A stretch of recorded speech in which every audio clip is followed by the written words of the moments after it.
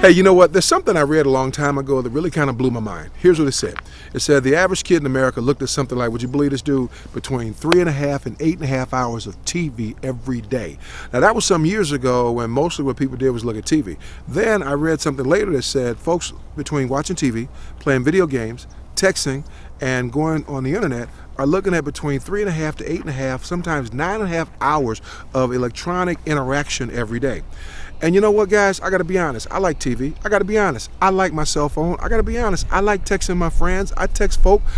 But my question becomes, if you put all of that time into electronic media, what kind of time are you putting into just getting to know your friends one-on-one? Maybe a better question is this. Same study I read, the first one that just looked at TV, you know what it said?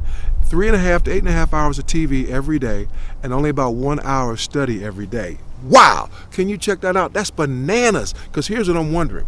If people are spending 1 hour a day on study, 3.5 to 8.5 hours a day on TV, on texting, on internet, and again, I'm not knocking that, but I want you to just think about this just from a common sense perspective. If you're putting that kind of time into this, what's that leading you to? If you can put some of that same amount of time into studying and determining what it is you want to do with your future and then working and practicing towards your future, you know my motto, practice, practice, practice. If you start spending some time moving towards what you want to do with your future, then imagine what you could accomplish with 3.5 to 8.5 hours every day. Focus on something that'll give you something other than watching a TV show that 2 months from now you won't even remember. I don't know, dude. Just something to think about.